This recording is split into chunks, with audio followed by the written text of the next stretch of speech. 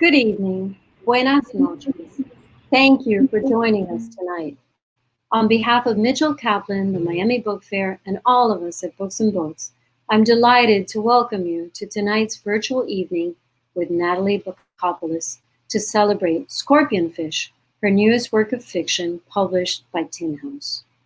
The novel follows young academic Myra's return to Athens after the death of her parents, where she meets a new neighbor, a longtime ship captain who has recently made the uncharacteristic choice of returning to land.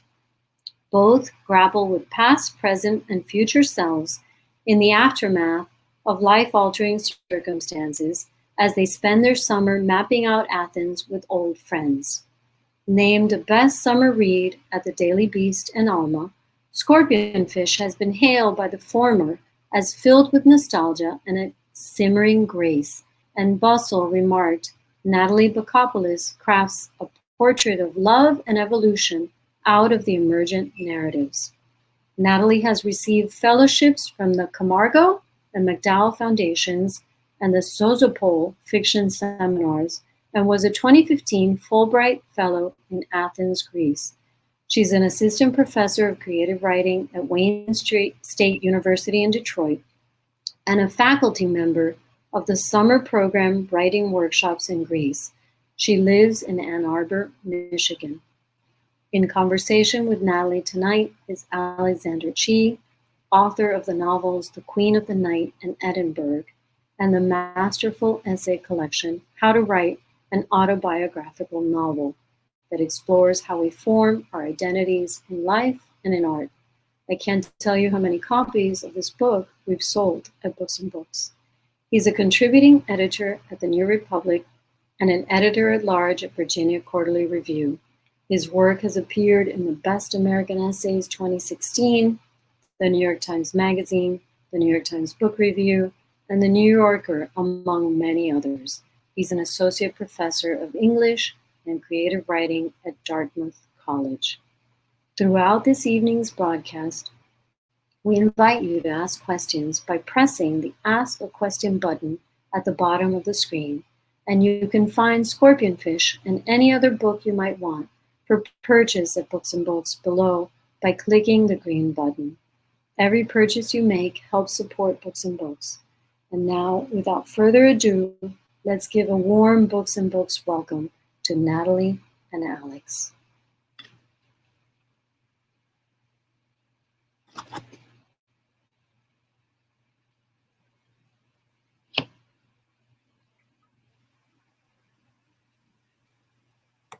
Hello. Hi, everyone. Thank you, Christina, for that lovely introduction, and thank you all for joining us. I'm going to disappear any moment now.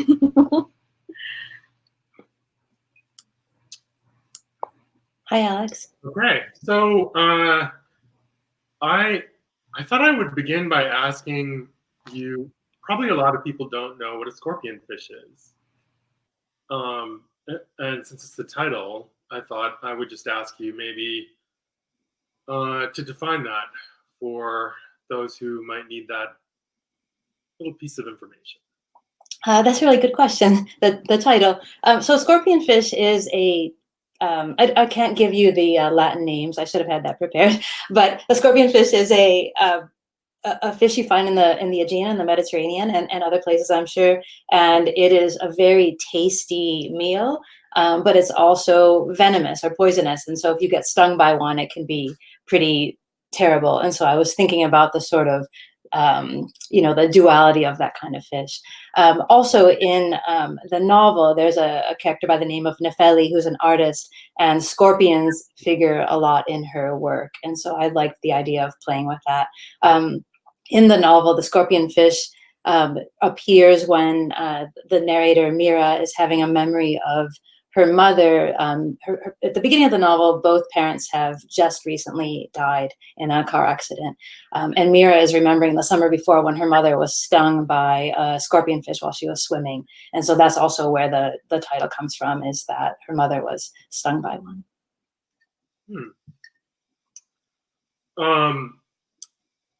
I think maybe people don't understand how much you might see it on the menu in Greece, right? Yeah, it's a tasty fish, and I think to a Greek they probably wouldn't think first of all. I mean, maybe they might think, oh, that could really sting you, but they'd say, oh, scorpina. It's a nice something that you would see there. And sometimes, I mean, there's another fish also called a dragonfish or drakina. I'm not sure how they translate it into English, and it's even got a more deadly sting. You can step on it; it can really mess you up. And I was thinking of both fish, kind of the idea of just what can sting you in the Aegean. You're not really afraid of sharks, those kind of things, but things like jellyfish, scorpionfish, dragonfish, those things. I guess the translation would be dragonfish. Can really hurt. Is there so we'll, now that we've gotten that out of the way, it seems to me there's also a way the title works with this idea of Greece in recovery from the dictatorship, which is sort of, so we have these characters, but Greece is also a character in this, right? Like, and the recent contemporary history of Greece, as well as I think so many of us are familiar with the ancient history of Greece. Although I was shocked recently when I asked my students if they knew the Greek gods, and they didn't. Wow. Okay. Where's Percy Jackson when you need him? I mean, do they have a Twitter account? Are they active on social media, or? I don't know what they do.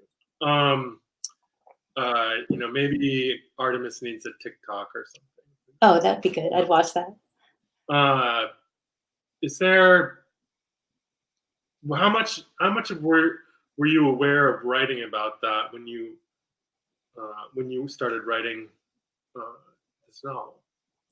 I think that's a really interesting question. I think, my first novel was set during the dictatorship, and one of the characters, a really minor character at the time, is an about 18-year-old student who's imprisoned on one of the islands. Her name is Natalie, and that character never quite left me. She was kind of, in my imagination, inspired by my aunt, who was also about that age at the time.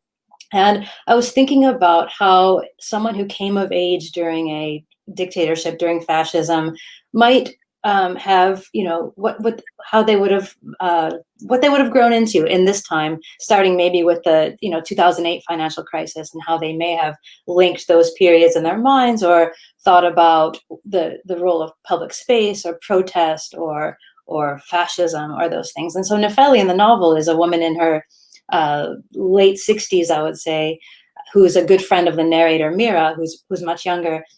And she's seen these things happen before. She's seen, in the kind of current incarnation, if we're thinking about fascism, the neo-Nazi party, Golden Dawn, which in the 2012 election got a seat in parliament. They had something like 7% of the vote. Now they're being tried for being a criminal organization, and they're kind of, I think, on their way out, which is excellent. But I don't think that their rhetoric is necessarily gone from Greece. I think it's just kind of buried a little bit more deeply. And so I was thinking a lot about that in writing this in this book. So is this Natalie the same Natalie from your first novel? Then? It's the same Natalie. Yeah, it's the same Natalie. That's incredible. That's a wonderful link. I do love it when there are some authors who create a landscape, fill it with characters, and then they repopulate them. This technique, Natalie's return, would be something, if I was teaching this in a class, I would talk about a fictional technique called economy of character. Oh, that's interesting. Yeah. A minor character returns to have a more significant role. But that's a wonderful link between them. I think sometimes when you're writing a novel and you finish one novel, you mostly put that novel away, but then there's something that kind of you can't let go of. Or if I think, oh, if I started again, this character would have more of a presence, and for some reason I couldn't let that character go. I like that idea of the economy of character, though. And I love when you're familiar with, like, I'm trying to think of an author who does this, where characters come back in, or you see them, oh, here's this character again in a different way, or maybe they're minor in the second novel that they were major in the first. I really love that. Chris Adrian does it, for Oh, example, yeah. Okay. in this really funny way, where there's characters in common between the Children's Hospital, The Great Night, and his story collection. So there's other examples, but I'll try to think of it maybe for later. There's another aspect of the novel that I really enjoyed, which is the stereoscopic quality of it, moving back and forth between Mira and the captain's point of views. And at what point did you know that you would have more than one narrator for this novel? Did you begin with Mira? Was she the first character, or was Nefeli, or who brought you to this current story? Which character? I think it depends on thinking about when I began. I think I've had so many beginnings and false starts of this novel. Mira was definitely the first character, and I ended up writing a story where the kind of initial narrative was with her, and she had a different name, and she had a different position. She was a geologist, and that ended up as a short story. And for some reason, the novel wasn't coming together.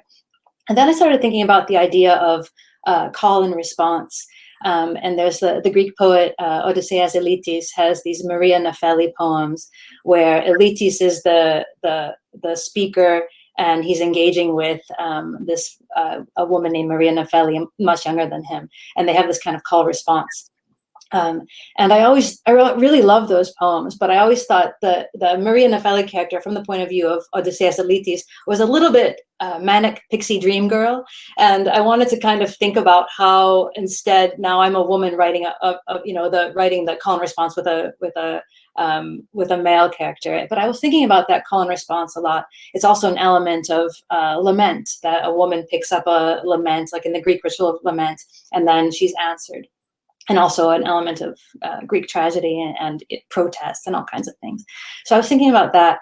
I was also thinking about just the idea of the setting, that if you're on a balcony, particularly in Athens, in certain apartment buildings, you're sitting on your balcony like this, and right next to you is usually a thin wall that's kind of opaque, and the other person is there, but you try to let everybody have their communal living. You go about their business. That's usually not the case, but you try to give them some space.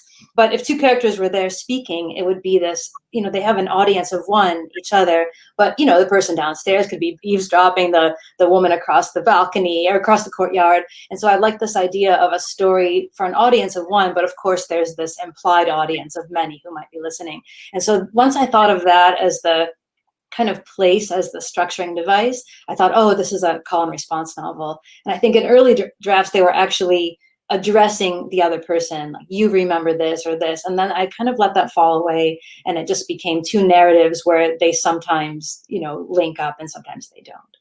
But so I think it was a structural thing that kind of made me think about, or a narrative strategy of who's telling the story and why, that gave me that structure. The beauty of a story like that, structuring a story like that, is that only the reader knows the whole story by the end. It sort of, it doesn't sort of do this. It does actually require the reader, in a sense, to participate in the piecing together of who knows what and who doesn't know. Also, the things that they share with each other, the things they don't. I think it's one of my favorite kinds of storytelling techniques. For that reason, I think, was there anything that you were reading that inspired it, or like were you just pulling the novel into shape, and that started to be the only way that it made sense? I was thinking of a lot of different things. There was a Jhumpa Lahiri's trilogy the Hema and Kaushik stories that was in Once in a Lifetime. And she begins, it's the first story, Once in a Lifetime, has an invoked listener. I had seen you before too many times to count when your family visited mine in Cambridge at the square, something like that. And I really love that, invoking that listener. And that was something that really stood out to me I ended up not using that technique, but I just really love that idea of telling a story to somebody, an invoked listener who knows you intimately, but you have that implied audience of one and then an audience of many. And so there was that. Structurally, I think the poems, the idea of call and response was something that influenced me, but and at the time I was reading a lot of Elena Ferrante, where the balconies also figure as something it's both communal, collective, and also also surveillance, like watching what all your neighbors are doing. The women are always peering over and seeing things. And so I was thinking about it, not to always make the balcony into a metaphor. I don't mean to do that, but I was thinking about those things in cultures that have balconies as kind of, it's not just it can be a working class thing or a middle class thing. It's not necessarily to have a nice balcony outside your apartment. Here it seems less, especially in the well, at least where I live in the north, in Michigan, it's less likely to have a balcony because you can only use it, so often.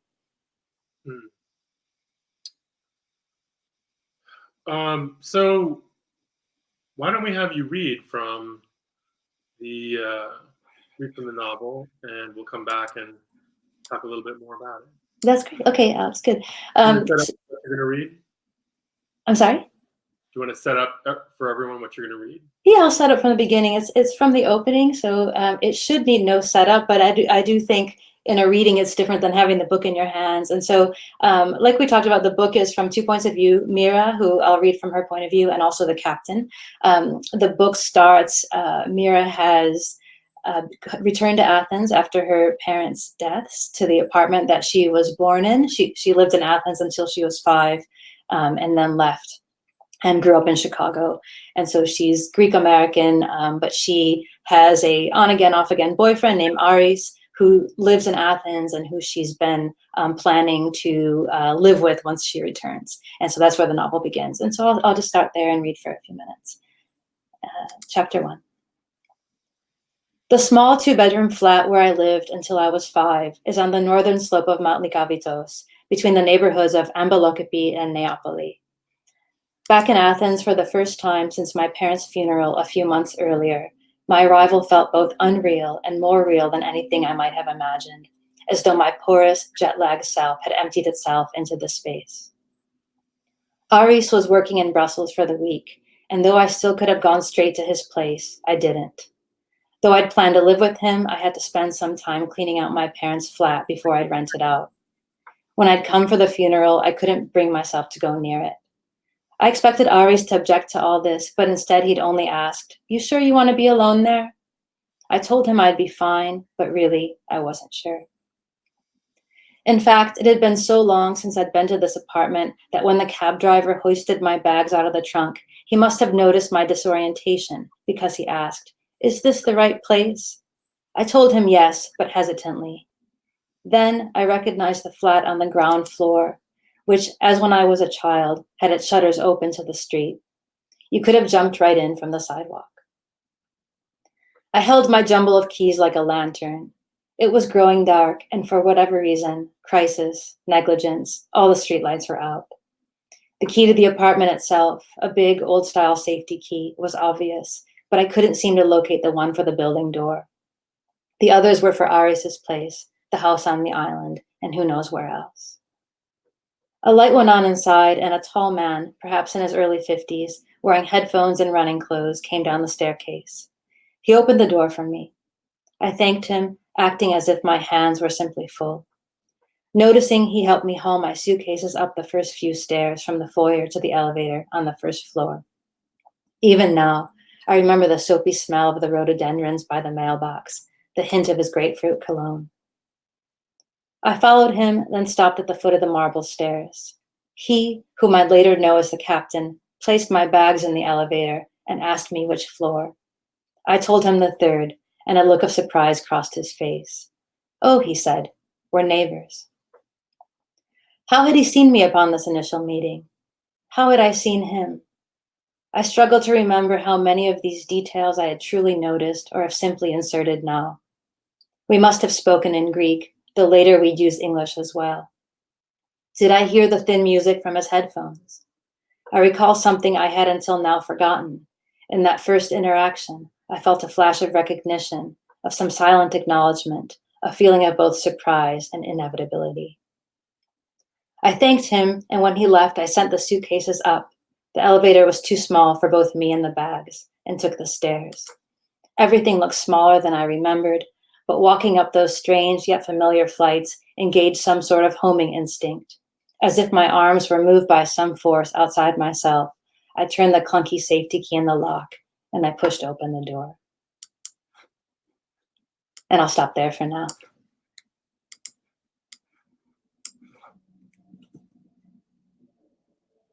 So let's see, while I'm waiting for Alex to come back, I was thinking a lot of the idea of return, of having grown up in one home, but always been aware of another, and of this sort of hybrid or dual feeling of living in one place, but also having quite a not fully formed, but some kind of life in the other place, and the way that kind of shapes someone. And so that was the kind of one of the preoccupations I had, even before I knew what I'd be, even before I knew what the novel was about. That was something I was thinking a lot about. There you are, Alex. Hi. Here I am. I think so one thing that I thought about asking in relation to this is, like, is there some way in which an American audience needs to know about, like, the having of an apartment in Athens? Yes, I think so. Because I mean, I don't have an apartment in Athens, but I don't think it's, but I have family there, and for a complicated list of reasons I won't go into, I don't have one. But it's not particularly, it is a very privileged position, but nobody gets rid of, not nobody, but people often don't get rid of property in Greece. And so, you know, you could be middle class and have inherited your aunt's apartment and the apartment you grew up in, and maybe your grandparents' place on the island. And it's not particularly the way it would sound here, like having a summer home here is a lot, but it indicates a certain class. I think the New York Times just did this piece about what happens if your summer home becomes your primary residence during the pandemic, and we're supposed to, I think, feel some kind of pity for people who are just only living in their second home, and so it's not quite like that in Greece. I think it's a more, I don't want to say common, I don't want to say everyone has one, but it's a more middle class feature than it might be here in the US. So you just inherit things. I think now, after the 2008 crisis, some of that is changing a little bit, because people were selling their family apartments, to survive, and often selling them to, corporations coming in with Airbnb or something like that. But that's a fairly new thing that was not as common. And there's also this way in which your neighbors, the gossip plays a different role in a situation like that, where the apartments, there's gossip, it has a quality of lore, it's some mix of, and especially in like a post-fascist culture, gossip also functions a little bit almost like a newspaper. Yeah, it can be something, I think, comforting and also really oppressive, right? And I think the way that, and it also, I think, holds a collective memory, a neighborhood memory, a kind of a knowledge of things being passed down. There's a character in the book named Sophia, and the apartment that I was living in when I was writing this book, across the street was a little kiosk, or periptero, and there was a woman named, I think her name was actually Maria, but who was an Italian woman who owned this kiosk, and she knew everything about everybody, and she's had this little kiosk for many years, and when you came in, she was waiting for gossip. Like, she just stood there out front smoking her cigarette, waiting for somebody to come in and tell them something. And I really loved her, and every day she would wear all one color. So if she would be in purple jeans and a purple lilac shirt and purple eyeshadow and purple earrings. The next day it would be turquoise, and the next day it would be, yellow. And she was probably 60 years old, maybe a little bit older. And she just seemed to always know everything. And so I kind of wanted to put her in as a character, or a woman like her as a character who would know, like, oh, the captain, he's, let me tell you what I know about him, and kind of she almost is constructing narratives that aren't even there. And the way that she will just kind of comment on Mira's personal life, whether or not she has children, those things felt, in some way I wanted them to be kind of comedic, but they also felt really familiar to me in that way. But yeah, and the idea of, I think, although I forgot who said it, that gossip was revolution. I don't remember, but this idea of gossip is revolution, knowing what's going on. Is it? Do you know? Am I making this up? That's a great quote, though. Yeah. We'll have to find out. This sort of initial first meeting between her and the captain, it seems really ordinary, except for that moment when he says, "Oh, we're neighbors," and she's like, "How do you know?" And the I guess it's that this novel had some of the qualities, I guess, that I also find in Natalia Ginsberg's novels. Oh, I love her so much. And I think it's partly there's like this tremendous intimacy that you convey in all these subtle, seemingly haphazard notes like that. But it's all done very subtly, and I think really quite well. Thank you, Alex. I like that. She has that line, I think it's in Little Virtues, but I'm not sure, where she says, I think I have invented nothing. And I have, depending on the translation, I think, but I have invented nothing. And then I was thinking about that as like, this is all a true story, but then the artifice of that, but also there's nothing new under the sun. Like what I'm about to tell you has happened. I love that line. And I actually had that line in the book. And you start to edit things out and things, but Mira was actually reading that book in there. And so when you asked who was influencing, I think I was reading Natalia Ginsberg at the time. And so if you saw that, maybe some of it crept in. I hope not in a way that's like creepy or, taking from it. Yeah. No, not at all. But I think that, your characters and her characters also share, like, her last novel, The City in the House, is all about someone who makes the terrible mistake of selling an apartment in Italy. Oh, I haven't read that one. I'll put it to my list. Yeah. Or a house, and so then everyone's all, the whole novel is basically about the mistake of selling this place that should never have been sold, and then the need to replace it, but of course it's irreplaceable, and and part of it is it becomes a very subtle way of talking about the economy. Yeah. Of the era, and the way the economy keeps people literally in their place. Yeah. And how dangerous it is for them to even try to move on in ways that, as Americans, we might think are really ordinary. Of course, or selling. We buy property here to sell it, right? We buy something. Oh, it's an investment. I'm going to sell it. Whereas, to my cousins in Athens, that is not something that most people are thinking about, because they don't see it as something that's necessarily going to gain value that quickly. I think now that can be changing, but I think it's something that you inherit as, this is your aunt's apartment, or this is where you grew up, and those places, the kind of connection to property, not in a capitalist sense of being obsessed with it, but the idea of what is passed down. And because I think otherwise, if you're working a job that, a good salary is, 1,000 euros a month or something like that, there's no way you could afford the rent on the place that, for Airbnb, you can make another, 1,200 a month or whatever, right? So. For Americans who don't really know what Greece is going through right now, at the time the novel is set in, do you want to talk at all about, like, how did you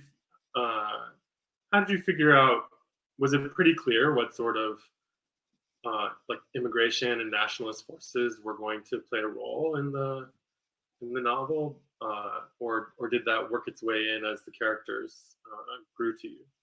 I think that's a good question. I think I'm not sure if I know exactly. I think it's a little bit of both. I was thinking about contemporary Athens as, I mean, I guess first, like when you're writing a narrative set in the contemporary moment, that your ground keeps shifting. And so, for instance, I was thinking about the financial crisis that started in, let's say, 2008. And when I was writing this, I was thinking about 2015, when there were also refugees arriving on Greek shores every day. And I didn't want to tell and I was also thinking about the idea of Mira got the privilege of a return narrative coming back, and she might be called, either she's Greek American, but she may have friends who are called expats, right? And so depending on from where you come, what you're labeled as or how you're seen, whether that's migrant, refugee, immigrant, expat, right? And I was thinking about those distinctions and the different ways that people see you there as a Greek or Greek American or not. And then also what it means to, there's a lot of children of immigrants to Greece who have grown up in Greece. They may not be, their parents may not have been from Greece originally. They could have been from China or Nigeria or Pakistan, but they've grown up as Greek, and that's how they see themselves. And so I was thinking about that changing landscape, and kind of thinking about that as how that's changing Athens, in a way that, and the way that also these things are part of the everyday Athenian life now.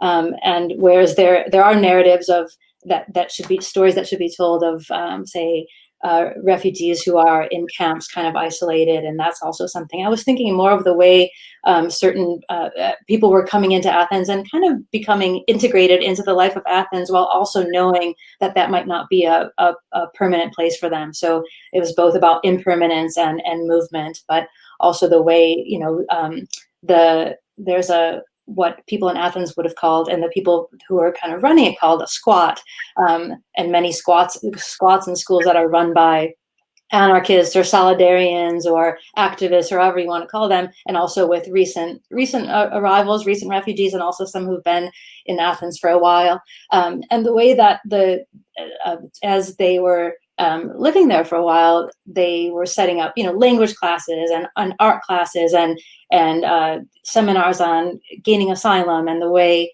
the kids then were starting to enroll in schools, and they were really part of the fabric of Athens. The recent conservative government then shut all those down just very recently, and so the school that exists in the novel, where there's a lot of different things going on, was kind of evicted. And so the way, and then kind of as if to think about refugee reception, we have to think about kind of moving people outside of the public eye. And that to me, I think is really, really dangerous. And so even though that's not in the book because it hadn't happened yet, I was thinking about that kind of precarity of that situation. I'm not sure if I answered your question though, Alex. Oh, I think you did beautifully. Okay. You exceeded it. I also wanted to tease out a little bit, because graffiti is part of this novel, Yeah. In a really beautiful way. And I wondered if you could talk about the choice to include graffiti, and a little bit about the role that graffiti plays in Athenian culture in Greece. Yeah, and I think that's a good question. And I think it depends on who you ask. I think there's some wonderful artists who are, public space artists, graffiti artists, however you want to say it, doing really great work in Athens. And you can, and there's Instagram accounts on, graffiti and Exarchia, and you can see these different murals and things like that. And I think they're really lovely. I think also graffiti is a way of, the slogans of graffiti are a kind of protest. So I was, all the graffiti that or the slogans or anything that I have in the book are things that I've just seen and would take a photo of and remember, I got to put that in the novel. So none of that was invented.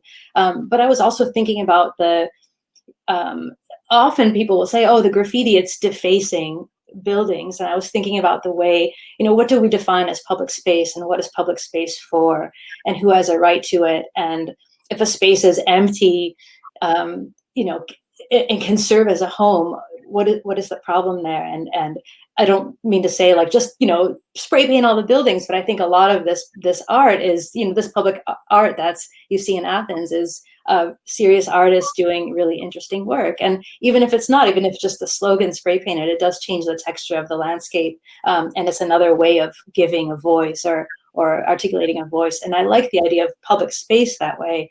I've been thinking a lot about public space in regard to protest, both here and in Greece. And in the way that, the whole point of the Greek government just passed a law that would curtail the rights of protesters to not be disruptive.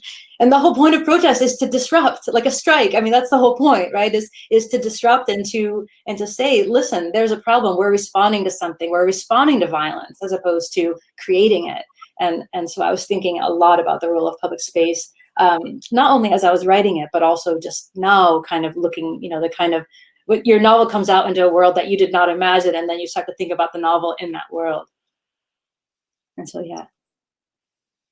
Let's talk a little bit about the captain's character and where he came from for you. Okay. Is he based on anyone, or is there like a kind of a person in Athens that made you think of him? Or I think, first of all, maybe this is another thing to characterize for Americans, like to be someone who makes their living on the ocean in Greece is a really serious thing. Yeah. And to then decide not to do that is also very serious. Yeah, that's a good point. And I think for him, the decision was not so much his, and he doesn't, I like playing with first person because the first person can decide how much of their story they tell, as opposed to in third person, it can be a really kind of manipulative withholding. And so he's slowly wanting his story to come out that he was also let go from his position because, and he doesn't tell the full story, but having to do something to do with him wanting to help out a situation having to do with migration and refugees and going about it the wrong way.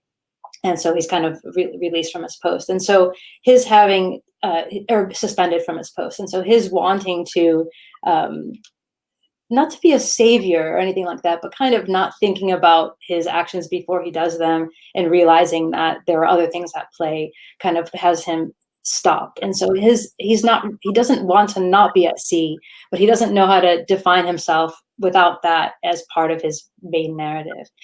He's not based on anyone I know, and he's the most kind of imagined character, I think, maybe in the book in many ways. But in 2014, I taught on Semester at Sea. Do you know that program, Semester at Sea? My brother. Oh, really? As a student or as a faculty or? Student in the 90s, yeah. He learned how to celestial navigation. That's the expression. Oh, wow. Okay.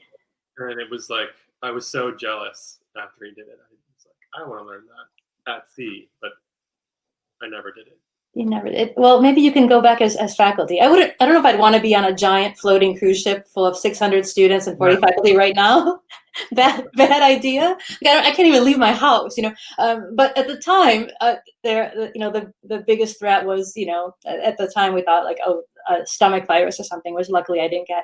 But I was teaching at Semester at Sea with Jeremy, my husband, also, and we had off the room a little balcony. And one time I was out on the balcony and I loved being in the middle of nowhere. Just, you couldn't see land. You're just on the Pacific. And I saw at the front of the ship's bridge, the captain standing out in the very front, just like looking out at something just so peacefully. And I was like, oh, wow, what would this kind of life be like? And because so many captains are, wherever they are Greek because of the tradition of shipping and sailing and captains, I just started thinking about this. Yeah, there's a lot of them, and so I started thinking about what if this guy was one of the narrators. I just started to, you know how it is. You start to hear this voice, and I wanted him to be maybe not typical in many ways. And I started thinking about duality and the way that he had a father who was a Greek politician, and so during the junta, when he was younger, when the captain was a young guy, they were exiled in Michigan during the junta. And I started thinking about these two characters who have their feet in both worlds, and then the captain also is, both at sea and at land. So he just sprung to life from that. Excuse me. The refugee crisis in Greece is probably something else to offer a few details about for people who might be about to read this novel and don't know anything about that, or maybe it's a little remote at this point, right? Do you want to say a little bit about it, or? Sure. Yeah. I think from conflicts, wars in Syria, in Afghanistan, in other places in the world, and different places in Africa, refugees are coming from arriving both on the shores of Italy and Greece, and those are usually the two entry points into Europe, just based on their geographical location. The place a lot of them ended up, right? What's that? Am I remembering that right? That there was a big receiving area for refugees on Lesbos? Yeah, and still there is. And so, although some of those camps have been dismantled, and then then they come up again, or they're just, but there's still a lot of refugees on Lesbos, and just because of its location in the Aegean. And even though it's an issue of a European issue, the country that you arrive in is the one that has to process your asylum papers. And so, of course, those two countries are usually Italy and Greece, and they're also very thinly resourced. And so for me, I see this as a European issue, and also a global issue. I mean, the US has created half the wars, or participated in some of the wars that have caused these things, right? But because we're not there, our position in geography is not there. We're less, we're shielded from some of the having to think about how to handle issues of refugee reception, I guess, how people are coming through, how they're applying for asylum. I just read a really lovely essay by the journalist John Psaropoulos.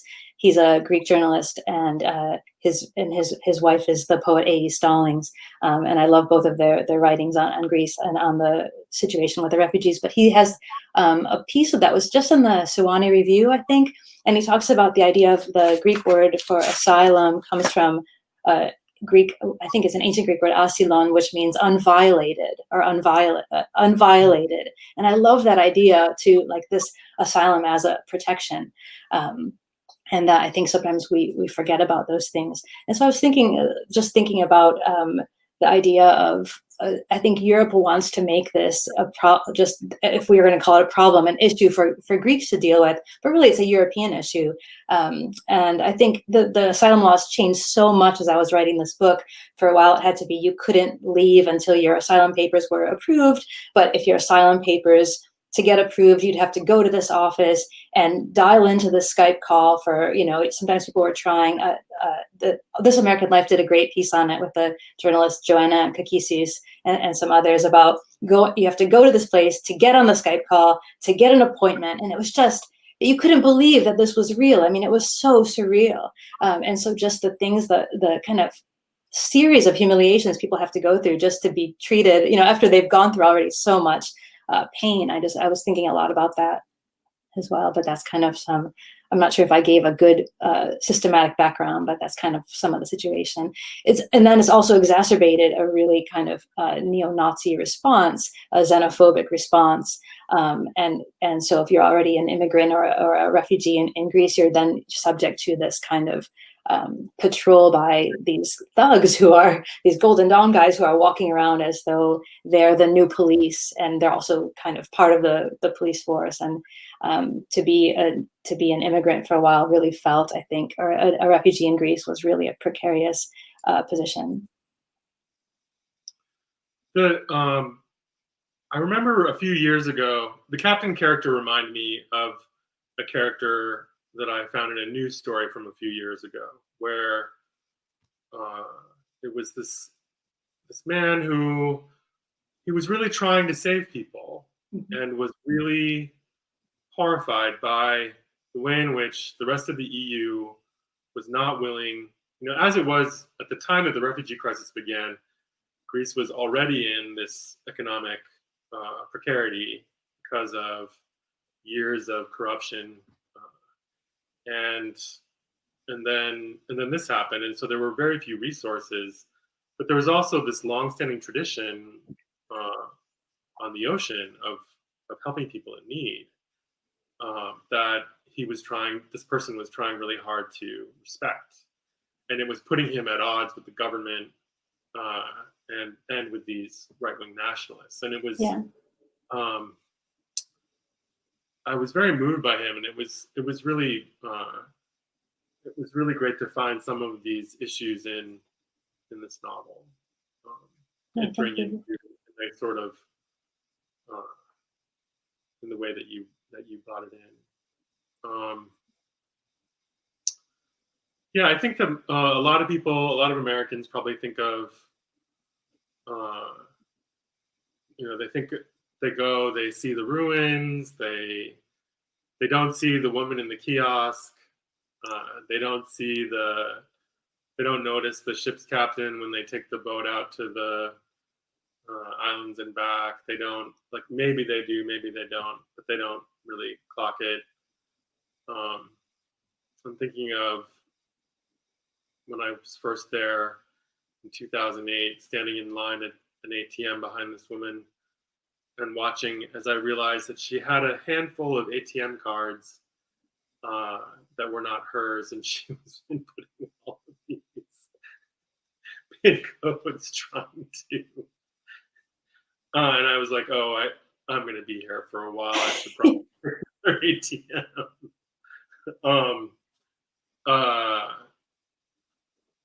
So it was.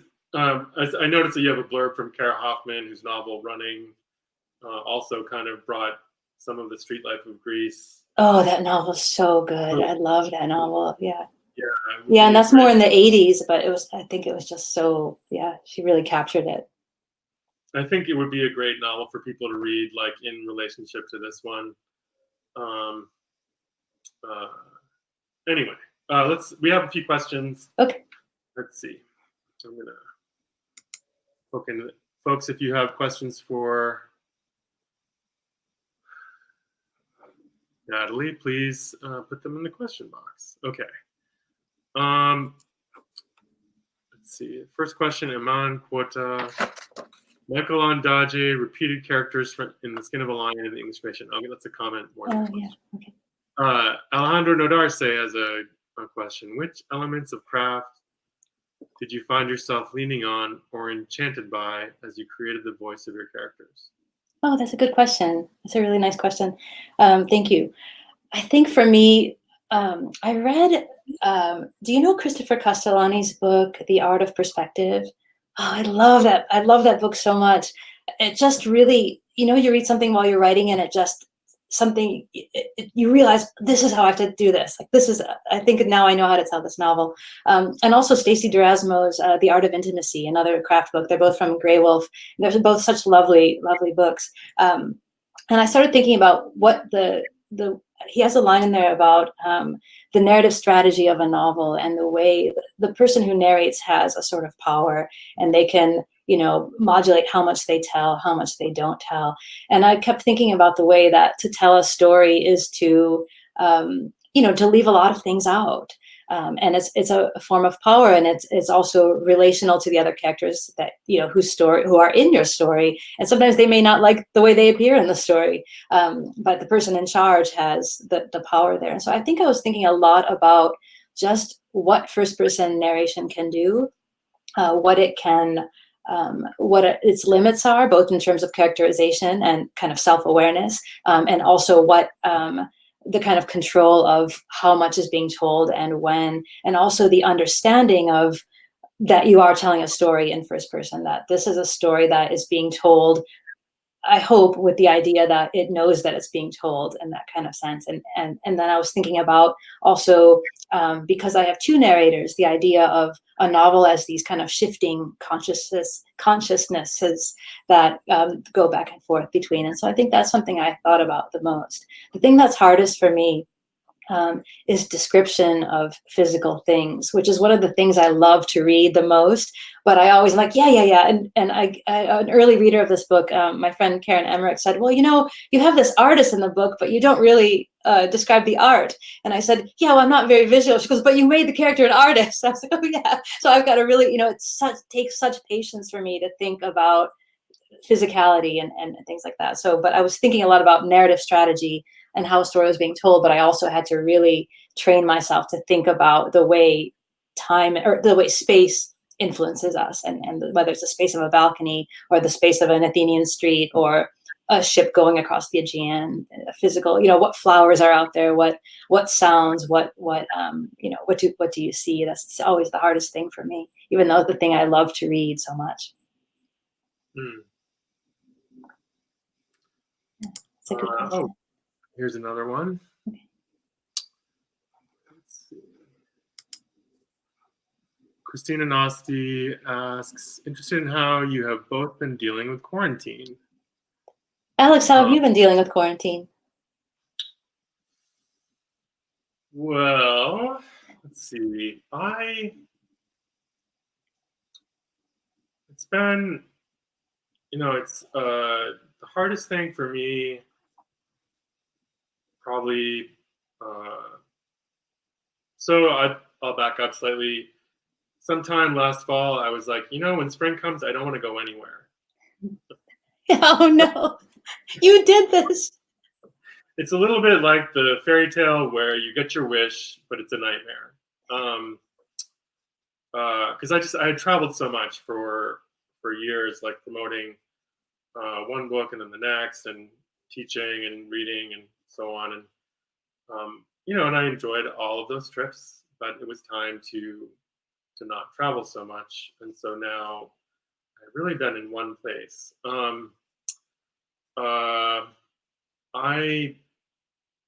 I've spent a lot of time trying to, one of the things that I do with ways that I help people is I am a networker. So like I have this network and I know this person who needs this thing and this person who needs this thing, and I put them in touch. And so I've been doing that, I suppose you could say, at a political protest level, like as well as a mutual aid level. Like I've been doing everything from figuring out how to get my food locally. One of the first things that I understood immediately was that the Trump administration was having us quarantine because they had not prepared. Yeah. In any way. Because the only thing they know how to do is to steal things and break them. So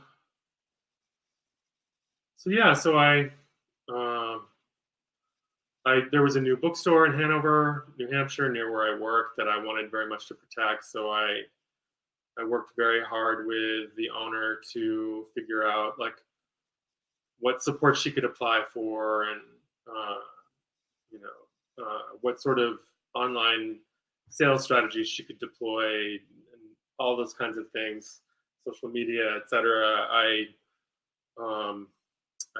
Because I still have my job, I set up donations to various cultural organizations, and as well as food pantries and bail funds, and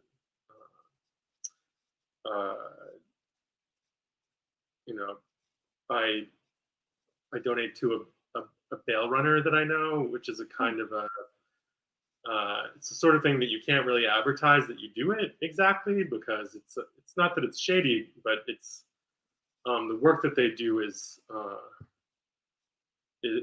different than in terms of the role they play providing support to protesters. So anyway, it's been interesting. I can't, physically, my health, I have had these knee problems. I'm not really in shape to get out in the streets and run from cops. And I'm also in rural Vermont. So, there's other ways that I can be effective, though. So I've been playing that role, I guess I would say. And that's thinking a lot about community, thinking a lot about how you fight back against fascism, which is something that all these characters, in a sense, have at the edges of their lives, if not at the center, in this novel. So reading a lot of those kinds of books as well. Yeah, there's something comforting about, I mean, someone like Natalia Ginsberg that you brought up, who also lived through, she wrote about, I mean, fascism was kind of either in the forefront or the kind of the subtext of her work. Wasn't her, I think her husband was exiled by, the fascists. Yeah. That's right. Yeah, and so sometimes reading those kinds of things, I'm not one to, I mean, sometimes I'll watch bad TV or whatever, but I often do find reading those kind of things brings me some kind of comfort in a way, and as opposed to escaping into something that feels more fluffy, something like that. I wanted to, Alex, you had asked both about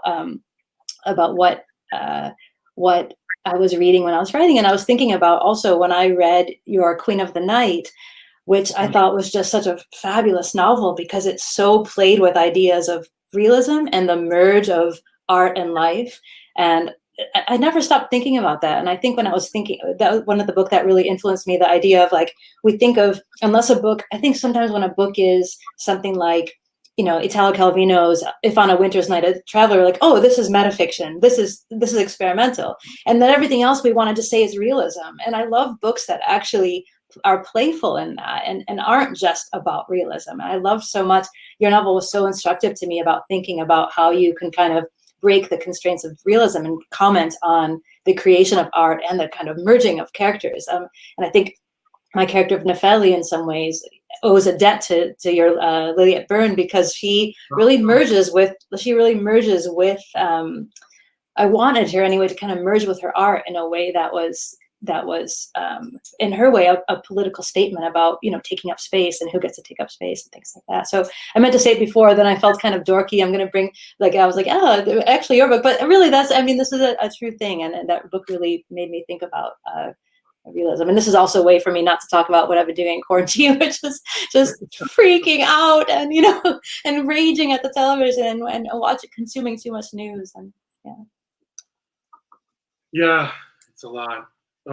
Thank you for that about Queen of the Night. I really appreciate that. We have a few more. Let's see. Julia asks, I love the scene where Mira is swimming alone at the beach on the island. Did you ever play with that scene going a darker way? Or how did you come to that scene moment for the character? Also, I'm thrilled to know that Natalia is in another one of your novels. I can't wait to read it. Oh, thank you. Thanks. That's from Julia.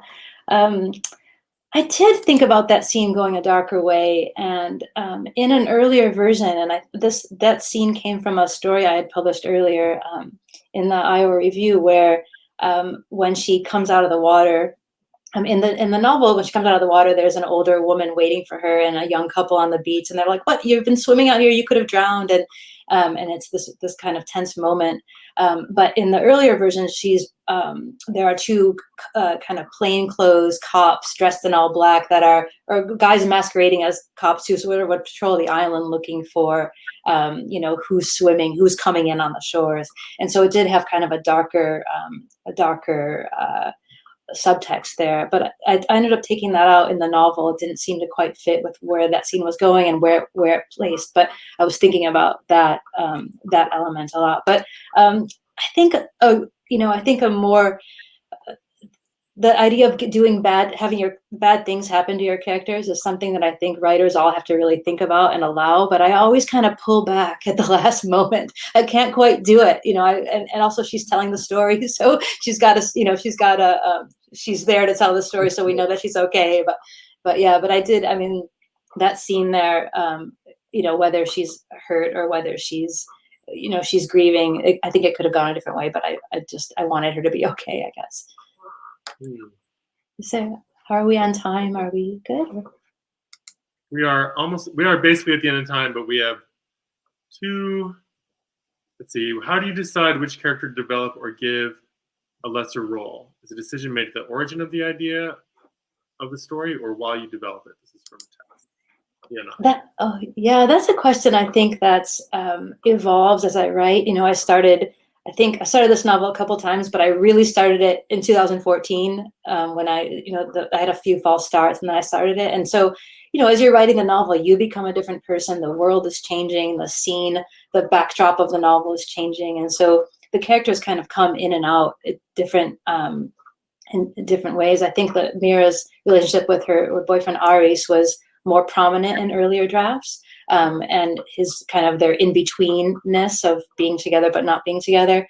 And I think there are other characters in the book. A character who fell out of the book entirely. Sometimes you have a lot of characters and you end up collapsing them into one, which you can do in fiction and can't really do in nonfiction. So I think the captain and Mira were always the characters I thought the book was sort of revolving around. But then because I think so much when I'm writing about characters whose lives are relational, that they identify themselves based on their relationships, not just for women, but for anyone, that I kept these other characters had to be in the book. And, maybe if I had more time and space, they would have all gotten their own voices. But something about, I wanted it to be these two characters talking and these other people to be, I hope, well drawn, but a part of their own, part of their kind of community.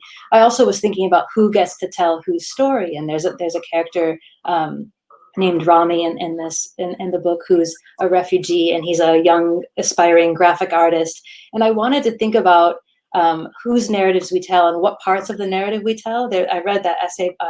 There's an essay by Dina Nayeri, The Ungrateful Refugee, and about how, which I read not so recently, but as I was sort of done writing it, or while I was writing, thinking about the idea that so often we want just certain stories from certain people as opposed to the other things that make them, complicated and make them, Rami is a young boy who loves YouTube videos and video games and is writing a book. And he also happens to have, been from a country that was experiencing strife and he had to leave. And so I was thinking about letting some of his story be off stage, that he can tell it. And I was thinking about those ideas of who gets to tell a story and how. Well, I think we're a little bit over time, and so Julia, I'm going to say you have a second question here. Maybe write to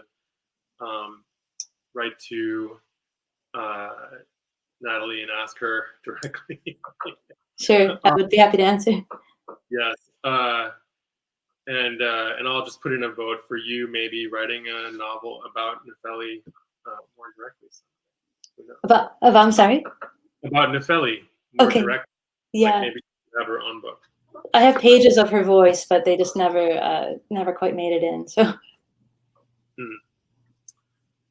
well, I think everyone should buy this book. I agree. Absolutely. Just press the button on the bottom of the screen.